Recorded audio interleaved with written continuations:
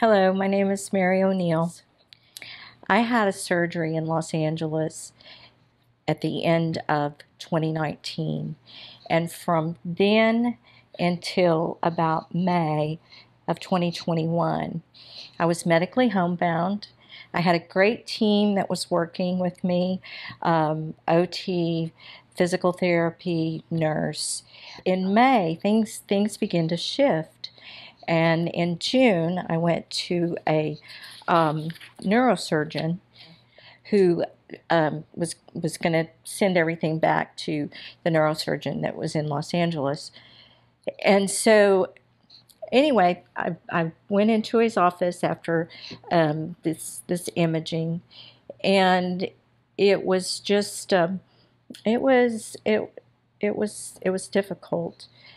It was a this is as good as it's going to get kind of speech. And that was very hard because I wasn't where I wanted to be, and it wasn't what my expectations of the surgery were. And so as we were absorbing that, or actually before we even absorbed it, he said, "Oh, and by the way, you have a brain tumor. We picked it up on the very top part of your cervical MRI, and you're being referred on to a neuro-oncologist." And so that part was nothing like what I was expecting. But it kind of put me back in the having to wait. And he turned out to be a really great guy. And he was very matter of fact. This is what it is. It's a meningioma. It's benign. The only problem with that is that when or if they grow, then it grows into tissue and nerves, and it becomes life-threatening. He said, "So we're going to watch this, and we're gonna have a repeat MRI in December, and then we're just going to take it from there." And so here I am in June, and another waiting period until December. The June MRI served as a baseline, and just by God's grace, they even saw the tumor just within a very, very short time after finding out that I wasn't going to get any better and all of this other stuff. My brother-in-law was diagnosed with pancreatic cancer. My grief and my distress was profound.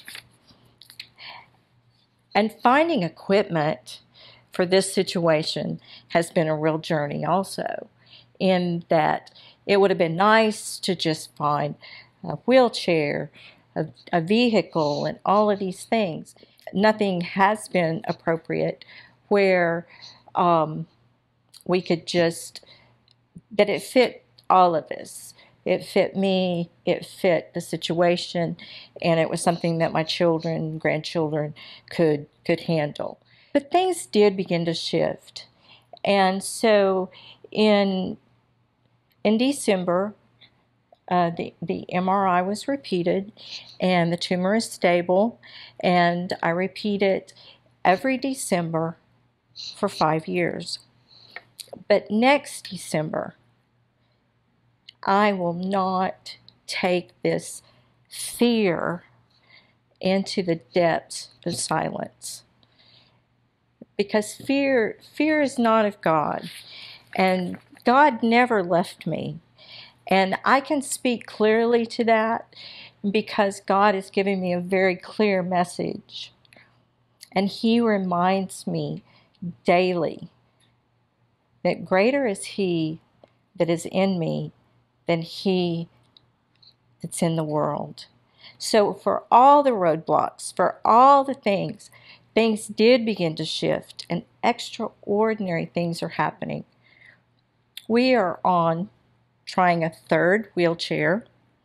We found a van, and then the wild story about a guy in New York who had done work for people out in Seattle or somewhere west, had a solution for me in Oklahoma as far as a seat that will make it accessible that for me to get in and out of my van. And so there's only one explanation for that, and that explanation is God.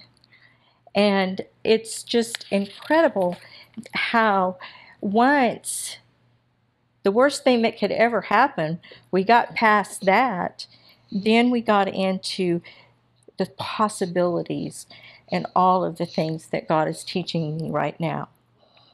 This testimony didn't really speak to my salvation, but it's a testimony of what God is doing in my life because I belong to Him. Thank you so much, church, and I really hope to see you soon.